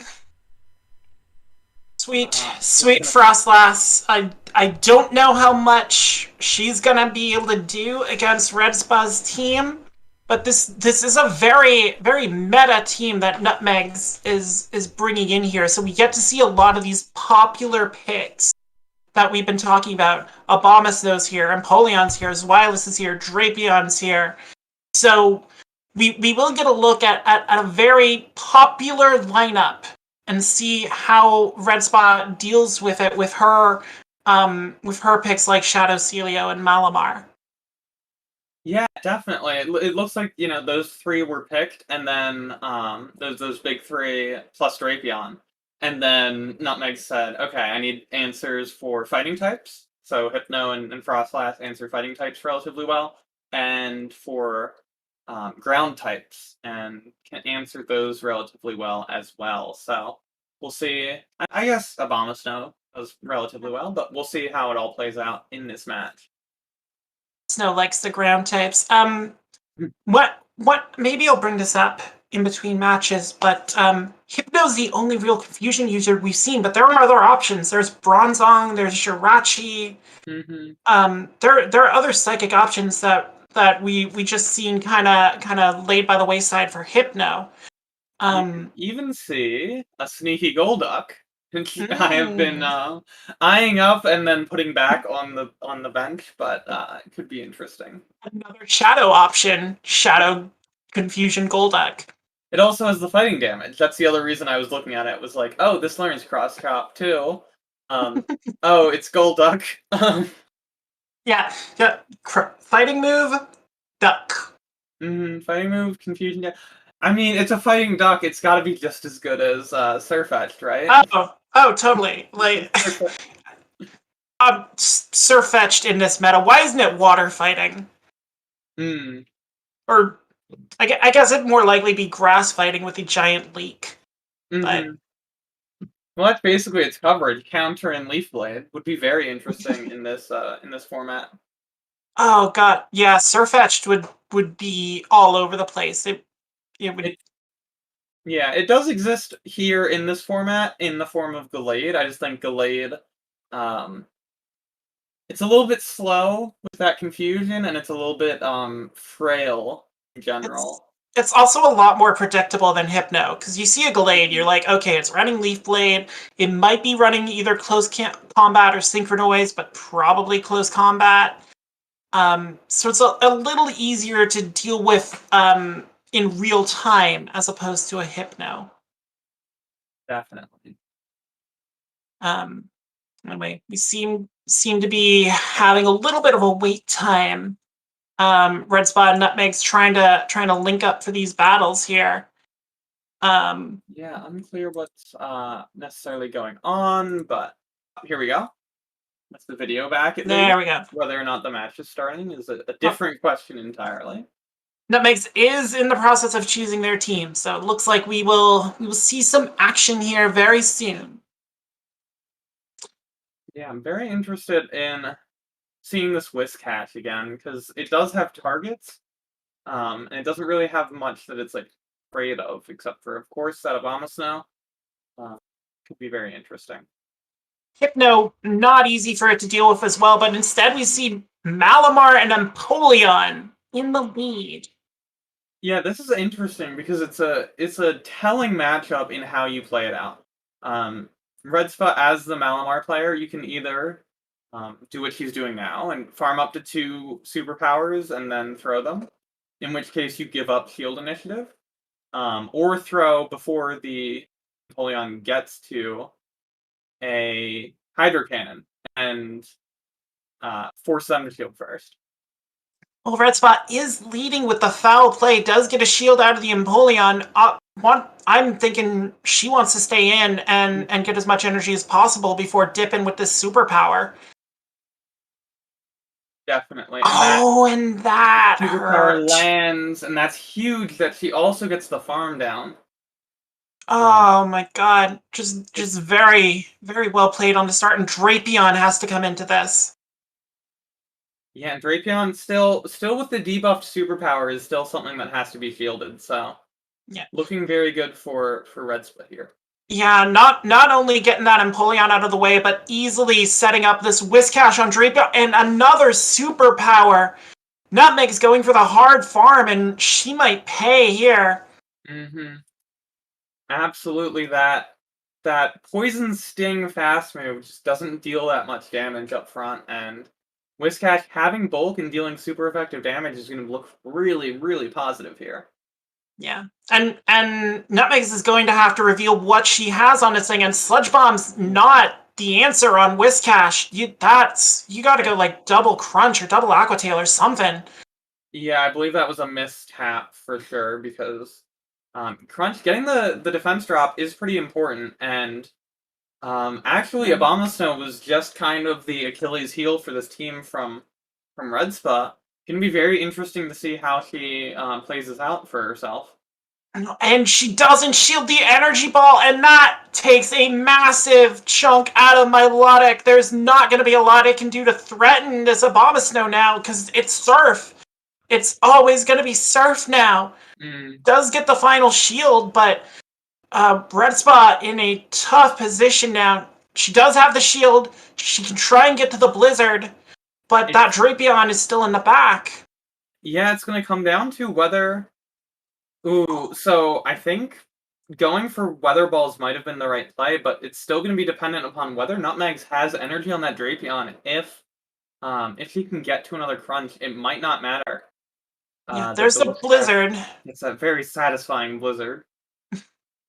But Red Spot's gonna win the race to the charge move, getting this Mud Bomb off, and taking this first match. A very, very tough matchup with that Abomasnow in the back line, just hammering away at the double water of Red Spot, and as we've seen so far, she's able to pull it out just by managing the energy on that Whiscash and not really being afraid to take an energy ball in the right spot.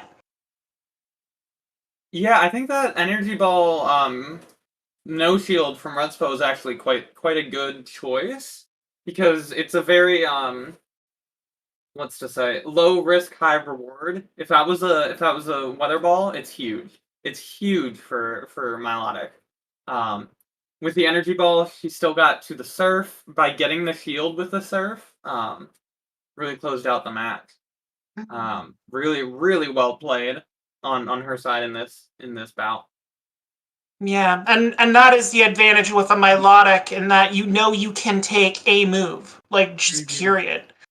Oh, we're gonna see Zweilous on Abomasnow. That Zweilous isn't as dead as you think against ice types, but this still is pretty tough. Oh, perfect timing catching the weather ball on the Celio. Now, I believe that's the first time we've seen Zweilous throughout these matchups, which is interesting to say the least. Yeah, Red Spa hasn't been using hers, but played into that Dragon Breath pressure. And Nutmeg's probably wanting to get as much ice damage on it as possible to catch that weather ball. And Nutmeg's is staying in here with the Abomasnow. Now she dips. Now we see Empoleon. And this could be tough. Celio's going to have to watch for Drill Pecks, and Empoleon doesn't have to watch for anything from Celio. Absolutely, and Redspa's team doesn't really have an answer for that Abomasnow. With yes, Malamar has the superpower as an option, but doesn't love taking weather balls in the process, and that Abomasnow has energy, so it's gonna be very interesting to see how Redspa tries to play out of this one. Yeah, Malamar requires a lot of dancing too to really get the most use out of those superpowers. Redspa is gonna put the shield up on the Drill Peck. So, but Empoleon has two. That was really well played by Nutmegs in that situation. Back to back. Yeah, very well done to get that Celio out of the picture. Zweilous is going to come back in. Everything's resisted here, but it's able to Dragon Breath down the Empoleon. It looked like the Empoleon might have gotten to a move on that last waterfall, but couldn't get it off. And now Zweilous gets to threaten this Abomasnow with body slams. Yeah, that was a really expertly done farm down from Redspa, and has to shield this weather ball here, but has a second body slam just waiting. Is the energy ball, which again might have been a misclick on that. We see the body slam come through. I don't think this quite knocks out a normal Abomasnow. No, it does not. No. And we see the Drakeon in the back, which could be a bit of a problem for the Malamar. Yeah, Malamar is only going to be able to rely on superpower, and this crunch does do a lot of damage to Zweilous. Redspa's choosing to get the body slam in here on Drapion, knowing that in order to take it out with Malamar, it's going to be reliant on debuffing superpowers here. Yeah, and this is a very interesting situation because it's going to be pretty hard for Malamar to knock out the Abomasnow in the back. I believe the Abomasnow has, more HP remaining than Psycho Cut can kind of provide. So, Redspa doing the correct thing here and farming up a little bit of extra energy before throwing that superpower might be the difference between losing and winning. Yeah, she does take it out, but the CMP tie goes to Abomasnow. And that debuff may be enough to make sure this weather ball takes out Malamar. And Zweilous one powder snow. Brief cameo appearance at the end. So Nutmegs gets the second match. We are 1-1. First match Redspa has dropped in this practice tournament. Yeah. And we did see much more careful management of that Abomasnow from Nutmegs. I think she realized how important that Abomasnow is in this matchup. Yeah, that was really key. Shielding, protecting that Abomasnow. And I actually didn't believe it. I had to just look it up. That is an IV dependent CMP. No, I know that Abomasnow isn't necessarily the bulkiest Pokemon, but Malamar as well being a little bit flimsy, that was an interesting dynamic. I think that Red Spud did have a bit of an overtap there, unless she was trying to farm extra, which I don't quite think. So, very glad that this is occurring in a practice match, but very interesting ways that played out in the end.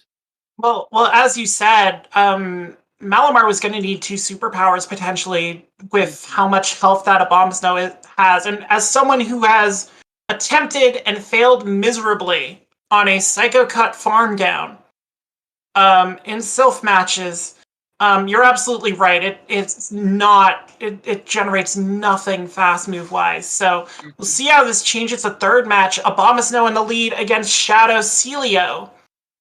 Yeah, and this is a very interesting matchup when it comes to options around shielding. If you can call baits, you're very happy as a Celio player. And shield the energy balls, you're very happy, and Red Spud shields that initial energy ball. Also, just in terms of how the match is going to play out, getting this Abomasnow out of the way is really good for Red Spud with that Whiscash in the back. Very, very true, and Zweilous as well. Yeah. like that backline does not want to see Abomasnow at all. This is exactly where Red Spot wanted Abomasnow to appear. And Celio's just attacking it with those body slams. Do we see her go 2 shields down already? I wouldn't have been surprised if she opted to, because now she's going to take some damage. I think the Abomasnow might make it to a Weather Ball. Doesn't. Nope. That's huge. Dragon Breath too fast. Yeah, second time this set that Zweilous farming down is just a really nice call. And that Drapion comes in. Yeah.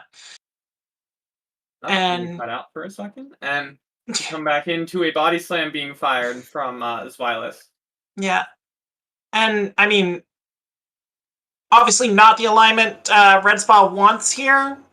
Obviously would prefer the Whiscash being on Drapion, but Zweilous not going to take a lot from this Drapion. Crunch is resisted. Getting the defense drop is very nice, but Red Spot calling the bait of the Crunch properly and not shielding it puts her in quite a good position with that Empoleon in the back. Yep. I believe that Empoleon is still going to need to throw a move, or it will just get Dark Pulse down. Yeah, as we saw earlier, Whiscash can tank a Hydra, sorry. Yeah, it can basically survive a couple moves, and with that shield Red Spot's been holding on, it's going to be tough for this Penguin to dethrone the Catfish. It's the first move. It's going to be let go, but I think that's Red Spot knowing that she only really has to shield one, and here comes the Mud Bomb, and this might be jam done right here. I believe that is game. That super effective Mud Bomb just closing it out. Now, I know we've seen both moves, but how interesting would it have been if what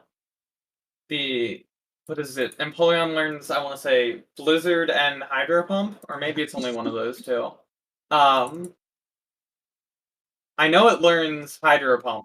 It does learn Blizzard. Learn both. Yeah. Yes, okay. It does learn both. One of those going unshielded would have been very interesting at the end. I don't think it would have fainted anyway.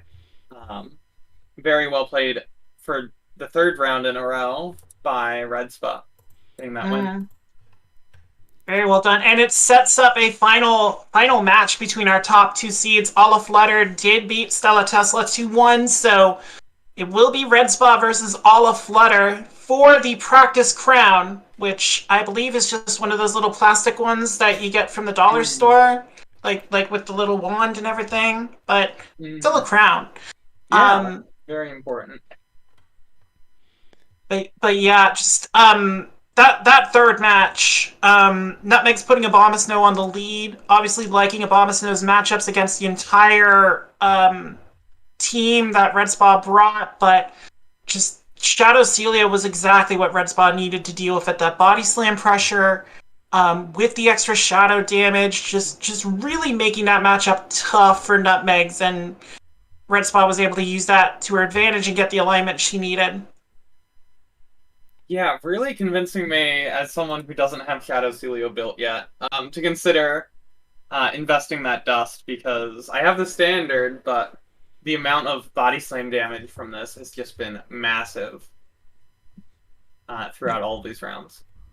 Yeah, that body slam spam, just as we mentioned, there's not a lot resisting it in this meta, and you're not bringing a lot of things that do resist it into Celio just because they, like, Frostlass can only really Shadow Ball Celio.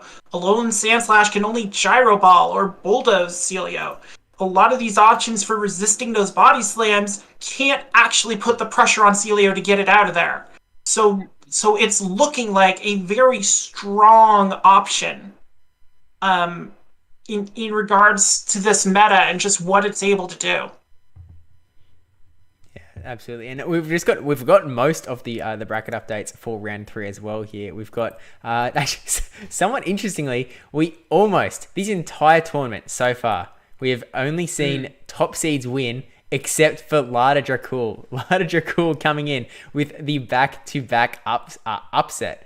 No, upset seems like the wrong word to use, because it's like, these are all good battles. They all know what they're doing. But the technical upset in terms of that lower seed winning. So Lada Dracul doing a great job here and shooting up with a 2-1 into the last round. But we've seen Sushi Must Right take out Melgood with a 3-0 after a 3-0 in the last one. I've got Emma 5 Cent still waiting on the Aria Bacon matchup here. And then, Lada Dracul taking out Netta Art, Red Spar's first round opponent with a 3-0. And then Kai 001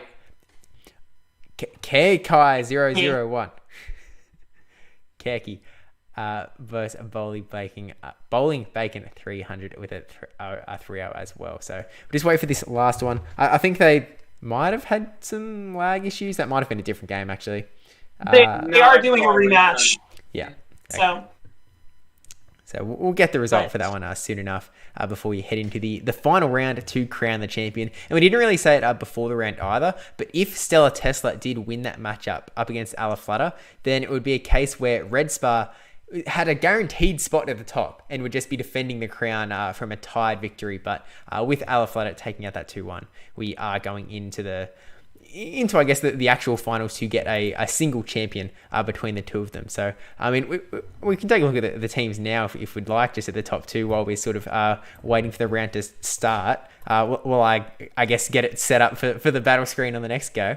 But what do you actually way over to the side now? Hang on, I'll move that back over so we can actually see what's going on. I mean, we can see the teams. It just happens to be the top two, and that's not very convenient when. It would be nice to see the names, wouldn't it? Just whoop. There we go. It's interesting. We've talked about how this tournament's gone a bit by the expectations in terms of ranks, and we have the top two here. It's very convenient to look at the teams together. Top two are paired in the back or in the final round. Yeah, and again, we're going to get a different look here. From Alaflutter, another very, very talented battler, as mentioned, also competing in the ADL alongside NHoff.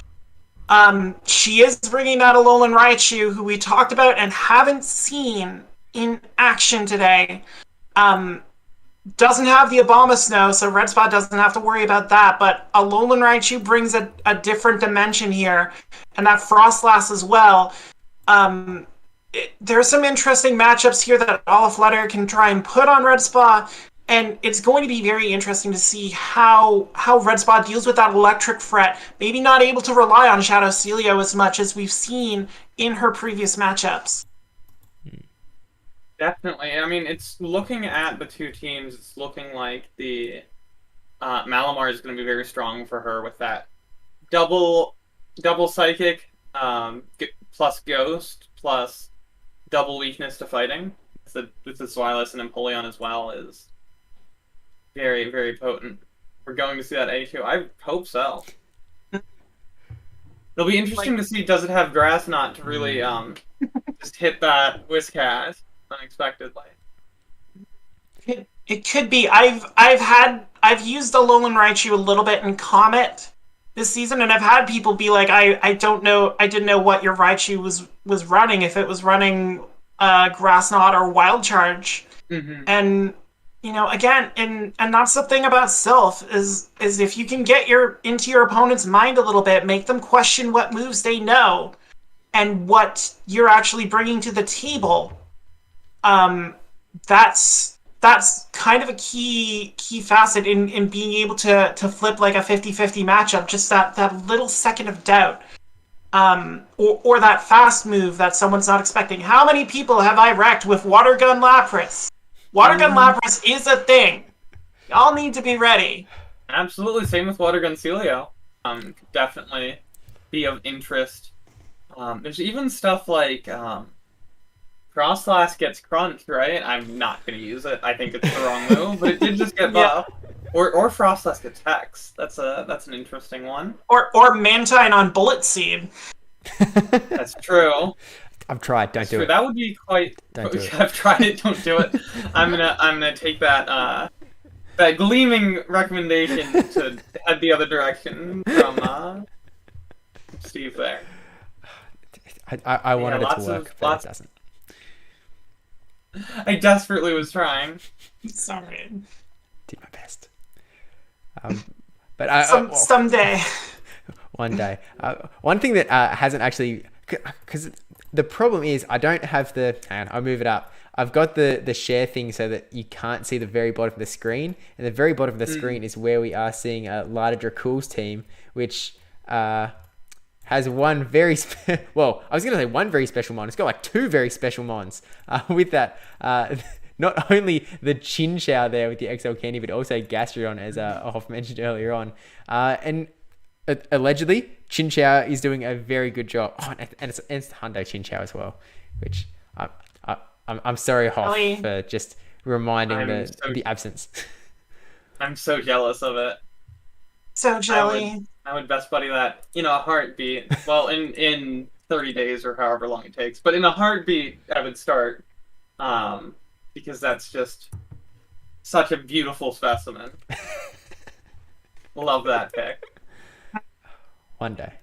It is very high ranked for a reason. Like we said, that electric coverage is hard to find here, and just Chinchou's a darling. Like just waddling around. It's light bulbs just like flashing around all over the place. It's a baby. It must be protected. Definitely. Well, maybe I have a 98. Go ahead.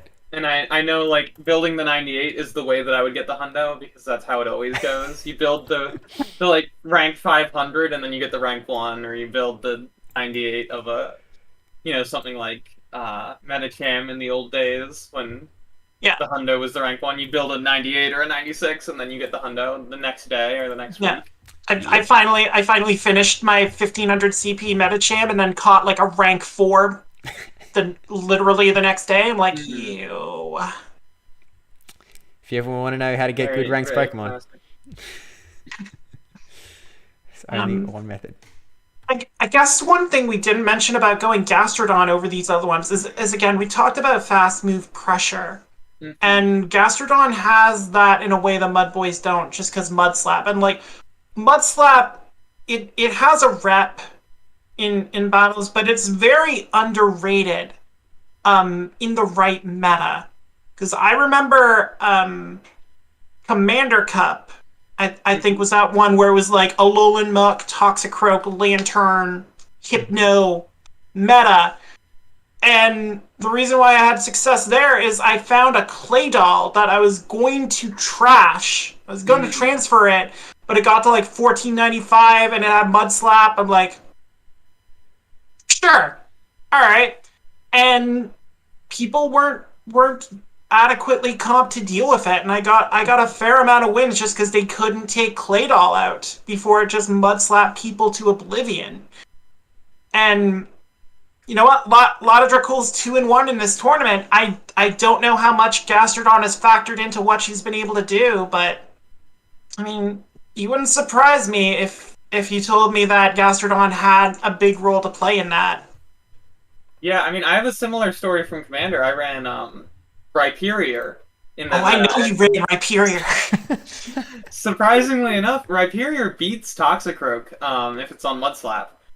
Because the super effective Mudslaps do more than the super effective counters. You have to shield the Mud Bomb. But you like come out of it with like a superpower or a Surf or a Rock Wrecker. Honestly can't remember what moveset I ran in that format, but it was, yeah, Mud was pretty strong there, and I'll have to look more intently at Gastrodon because I like it. I like Mud Slap and Body Slam. I don't think anything in this format resists both, unless there's some, you know, errant flyers that I'm forgetting. But definitely could have a lot of play versus much of what we're seeing. A lot of steel types. We're seeing things like Drapion. We're seeing things like Alolan Raichu.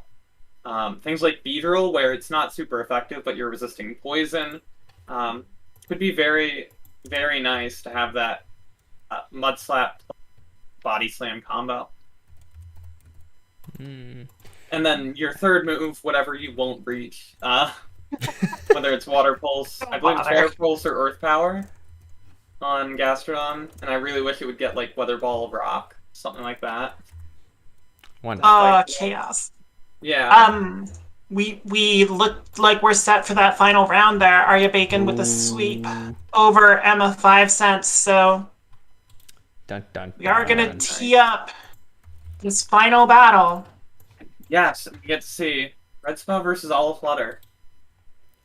Two very talented women going at it here, as are all the women in this tournament. I mean, like I said, I'm relatively new. I just started Silph in February, but I wouldn't be at this point where I'm at without the support of this community and all the help that I received upon entry, and just like as I was trying to build up my team and build up my skills, like just all the wonderful women of the server just been so key in like getting me to where I am now.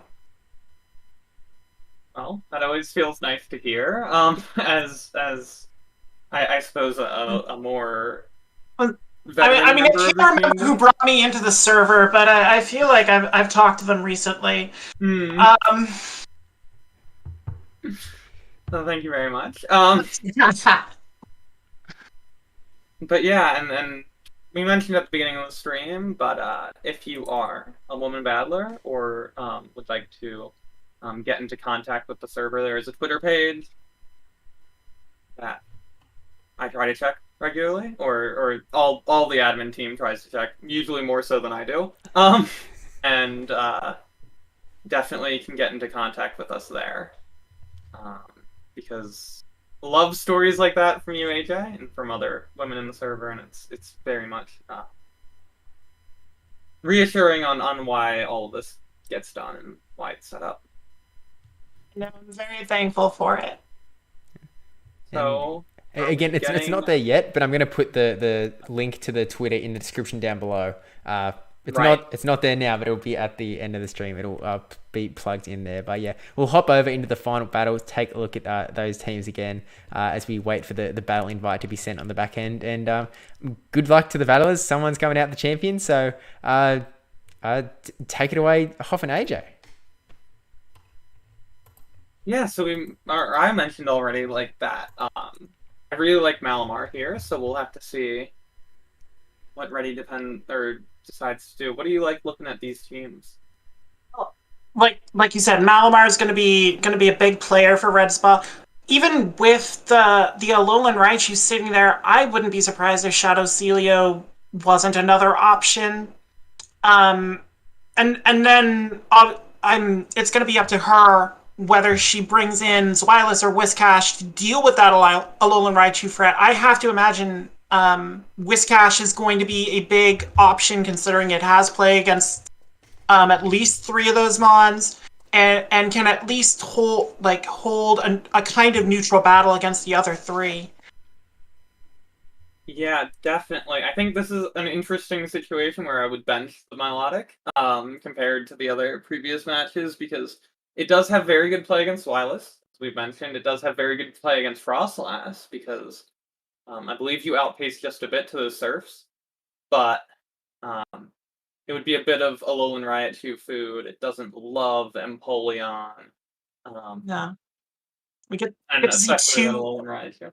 get to see two Leon poses here, by the way. Yeah, Just I'll flutter with that new Dino hat that I haven't seen much of, and quite interesting. I don't know if I can pull off that look, to be honest. It feels very restrictive to your vision, but I suppose that's why it's an avatar in a video game. Maybe. A little bit like blinders on. Little bit. We'll see if it impairs her vision here, but she got Alolan Muck onto Malamar to start this one. This actually isn't bad for Flutter. And that is a poison jab, Alolan Muck. So Malamar is going to feel this in a hurry here. Yeah, this is definitely where Flutter would want to see the Malamar, like we mentioned. Malamar looking very good against the team. Fields the Acid Spray, but what I really like here from Redspa is if the Alolan Raichu comes to play, it doesn't have anywhere to go. This entire team is very well comped against it. Okay. Oh, we see Zweilous in on Frostlass, and this isn't a clear-cut matchup. As someone who enjoys playing Frostlass a lot, you do have to shield a Body Slam from this Zweilous in order to take the matchup. But she is going to get the second shield already with the Avalanche. Yeah, and you're correct. You can win this matchup with a Body Slam bait and Dark Pulse, but Redspa going straight for the Dark Pulse makes this quite interesting because of that Malamar in the back still has energy on it. So the Frostlass wins, but Flutter's out of shields at this point. So is Redspa. We are shields down here. The Malamar does come back in, and you can see Redspa taking the opportunity to farm up a little more energy before getting this foul play off, which will eliminate Frostlass. But it's going to be very dependent on if Flutter brought in that Alolan Raichu, it doesn't have any play here. Definitely, and for everyone watching along, if you've never played Malamar, but you have played Melmetal, it's the same exact counts. Foul play is the same energy as Rock Slide, and Superpower is Superpower. And we see Empoleon in the back. Oh, no shields. She didn't bring it, but Whiscash likes Empoleon just as much as it likes Alolan Raichu, and we're gonna see why, because this Mud Bomb is going to hurt. Absolutely. Redspa really playing this well, using the Zweilous to draw out that Frostlass, left really nothing to counter this Whiscash. Muck and Empoleon both being very soft to it, and getting this final Mud Bomb, even going some extra energy on it to be able to close out in the back. Yeah, just that's what Whiscash can do for you. He is Cash Daddy for a reason. He can just spam those Mud Bombs. The Muck did have a move, so it is going to take it out. But with that extra farm that Malamar got, I think it's going to be enough. Even with the Acid Spray KO of Whiscash. Yeah, this coming down really close to the wire, and I think that energy on Whiscash was super important to getting that Acid Spray to get thrown because, yeah, with Poison Jab Muck just getting outpaced in the back. Really well played by Redspa there. Redspa will take the opening matchup from Flutter. Obviously, leaving Alolan Raichu on the bench gave her more of a chance in that one. But with Frostlass being the only counter to Whiscash, as you said, do we see Flutter switch this up a little bit? Maybe bring in Hypno to try and have a more neutral matchup? I think that's her only chance.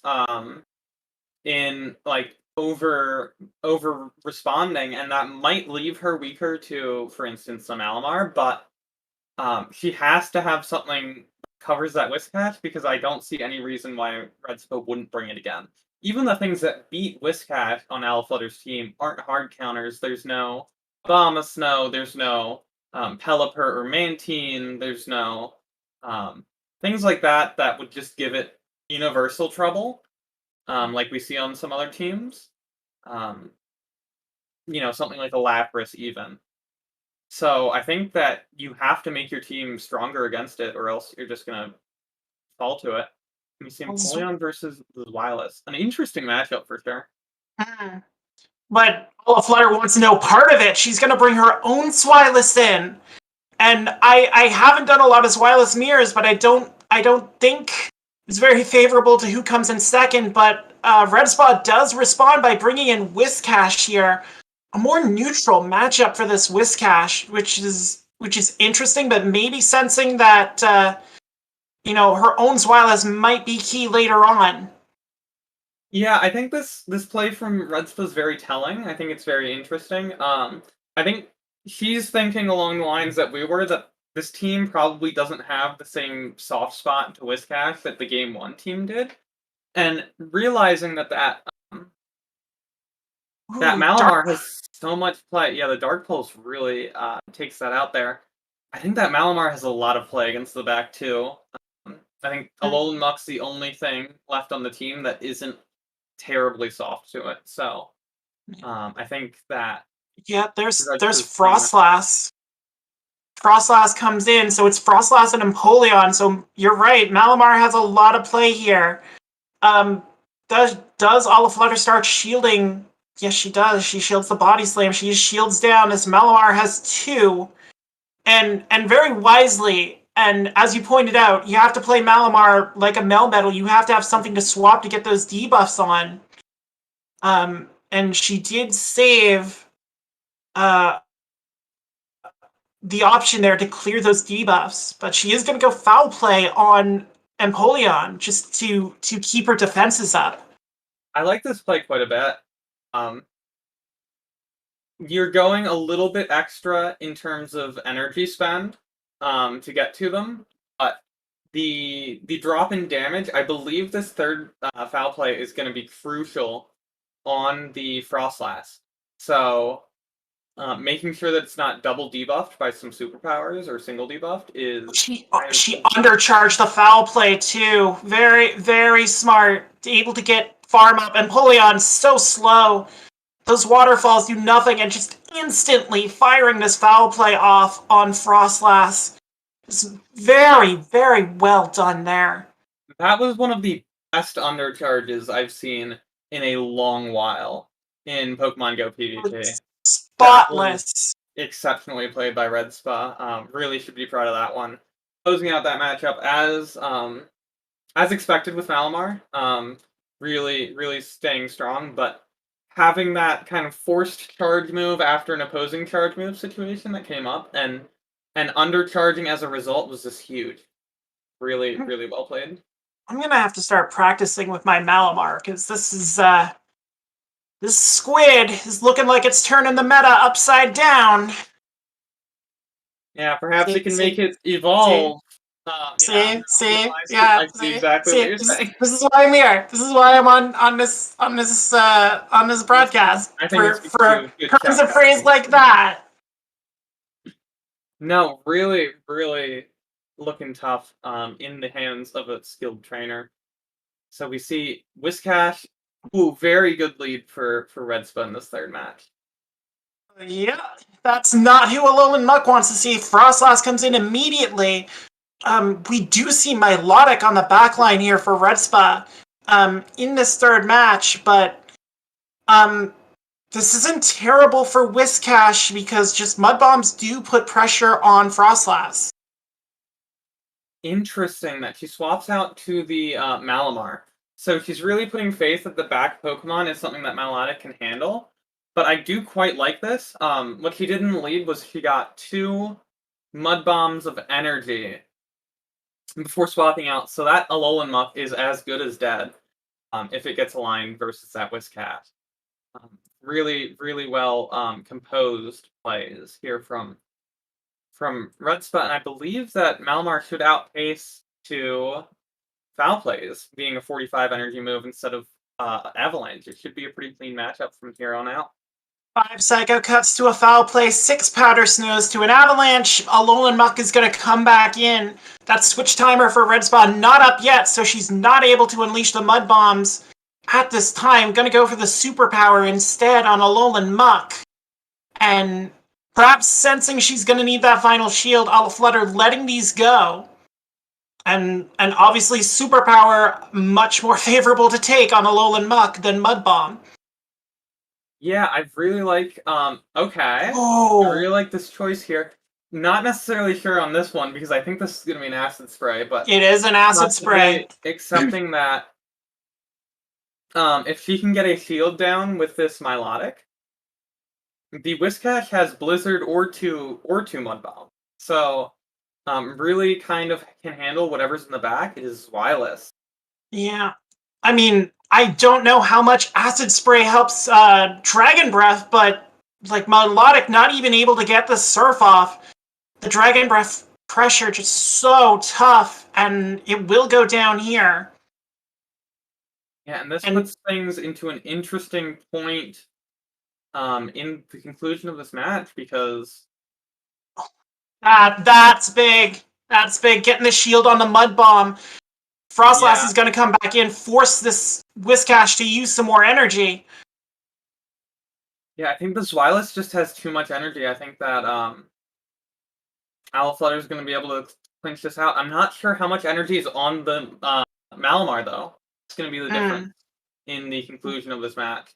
Well, Cash Daddy emptied the tank there. Malamar doesn't have anything. She's trying to race to that superpower. She's going to lose the race. Yeah, the body slam just coming in too fast. Yeah. Flutter left enough on Zweilous to get to the body slam, denying the superpower on Malamar. Flutter takes game 3. She gets that grit point. But as we saw in the opening 2 matchups, Red Spa just able to dance around with that squid to full effect and clinch this practice tournament. And well done on Red Spa. She held court on as top seed. She held court on our broadcast and just really showcased what the full extent of this team and some off-meta picks can really do in the hands of a skilled battler. Definitely. I think the thing was she realized that she could stream her phone and didn't want to risk us having to juggle someone else on, so very considerate from Redspa there to just, handle the stream for 4 rounds in a row, keeping it very easy on the technical side. Greatly appreciated. But yeah, very well played throughout, making me eye up we opted for a little more intently.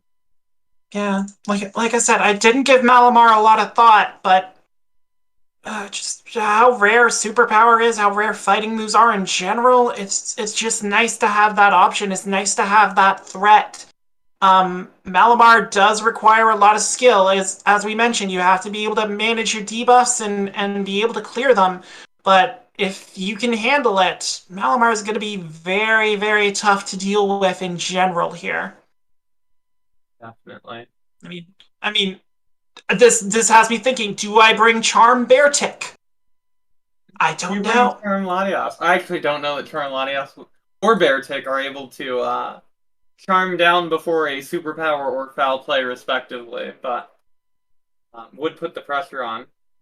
Maybe, a bug type. Maybe something like a Bug Bite Beedrill, because Psychic Dark does not like that.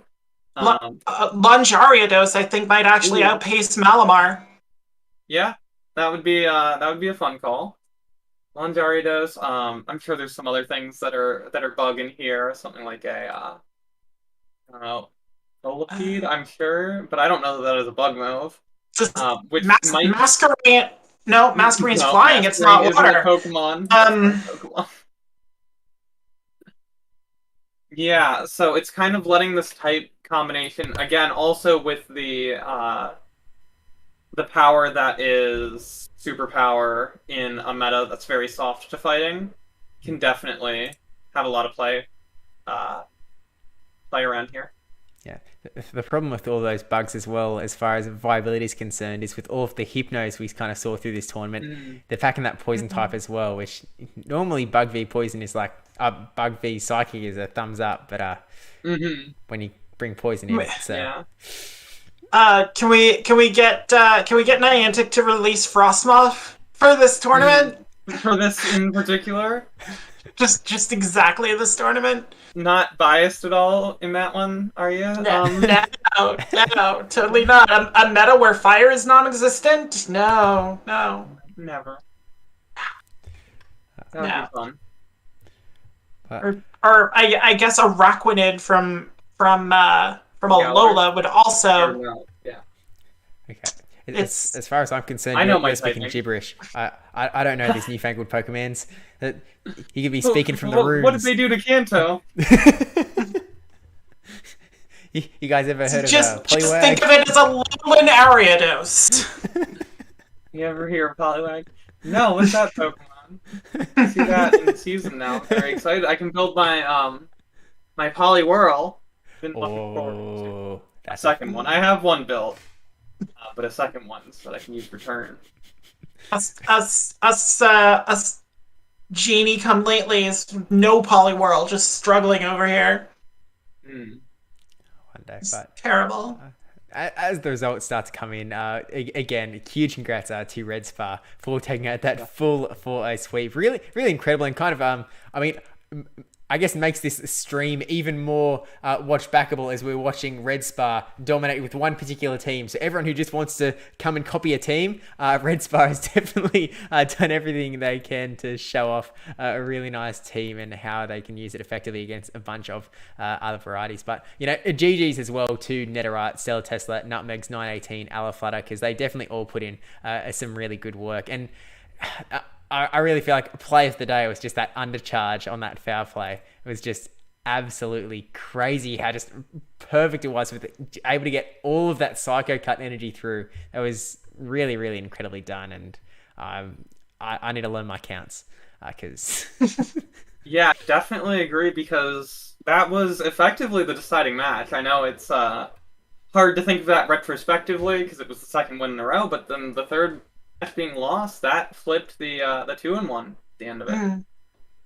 And just very, as we said, all day with Red Spa, just her energy management has been so on point, and as you said, just perfectly undercharged that foul play to get the perfect amount of farm without that Empoleon being able to threaten with a charge move, and that is Empoleon's weakness. It takes 15 turns guaranteed to get to any of its charge moves. So you can plan that out in your head. You can make moves like that and just set yourself up perfectly for a victory.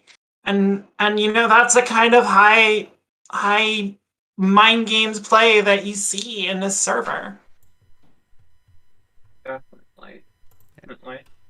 Absolutely. And I think just for good measure, we'll wait for all of the results to come in before we sort of part ways. But we're seeing Lada Dracul coming in with that XL Chin Shout, taking out Nutmegs 918 in the final round. So able to go 3-1 with that Gastrodon XL Chin Shout team. I'm very impressed, and I kind of have a secret hope that they might have recorded those battles so we can all watch them later, because that would be really awesome. So if you're listening and you want to post them to that Discord server so we can all watch, that would definitely be... Yeah, also with the Malamar too. So that's another notch on Malamar. Also triple ice after my own heart. Oh, you're right. Triple ice and triple water, both. Lovely. Wow.